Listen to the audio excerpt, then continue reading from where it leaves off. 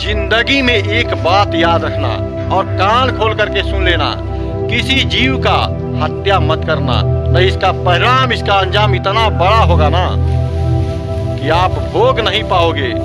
क्योंकि हमारा जिंदगी देने का अधिकार अगर नहीं है तो मारने का भी अधिकार नहीं है। जिंदगी देने का अधिकार परमात्मा का है तो मारने का भी अधिकार परमात्मा का ही होना चाहिए। इसीलिए किसी हिंसक प्राणी का जान नहीं लेना चाहिए, बड़ा दया भाव रखना चाहिए।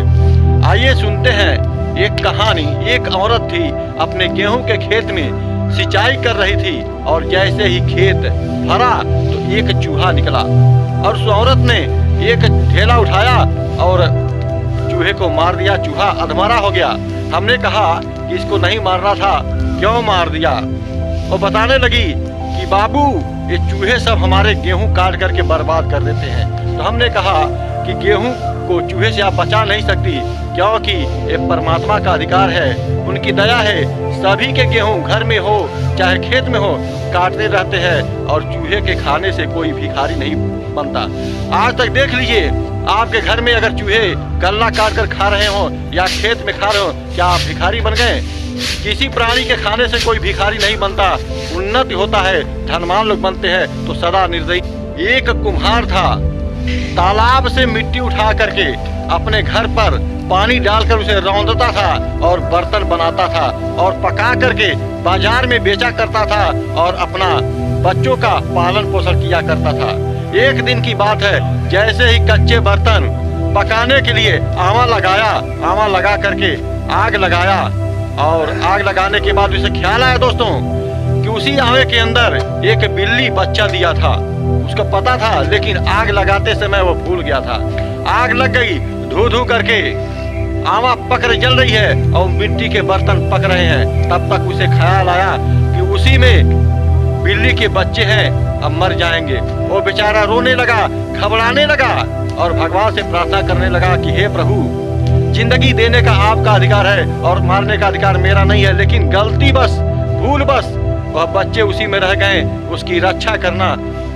परमात्मा से निवेदन करने लगा कि हे परमात्मा, ये आपके बच्चे हैं, आपके सहारे छोड़ हैं, अब मैं कुछ नहीं कर सकता, अब आवाज निकालेंगे तब ये बेचारे मर जाएंगे, इसकी जिंदगी का रक्षा करना।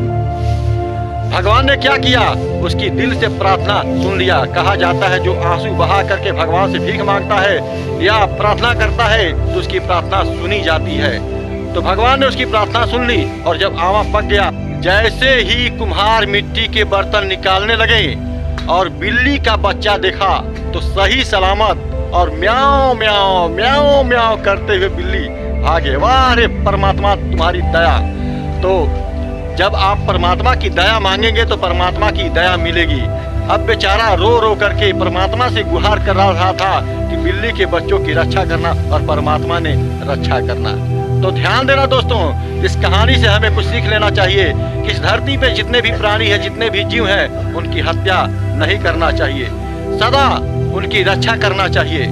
अगर हमारी वीडियो पसंद आए और यहाँ तक वीडियो आप लोग देख चुके हैं तो मेरे चैनल का अभी तक सब्सक्राइब नहीं किया है तो प्लीज आप लोगों से हमारा भी उसी तरह निवेदन है कुमार की तरह कि हमारे चैनल को सब्सक्राइब करें, वीडियो को लाइक एंड शेयर करें। आपका एक शेयर से, एक लाइक से, एक सब्सक्राइब से हमको मोटिवेशन मिलता है इसी तरह का मोटिवेशन कहानी बनाने के लिए, क्योंकि कहानी बनाना और कहानी सुनना बड़ा ही आनंद आता है।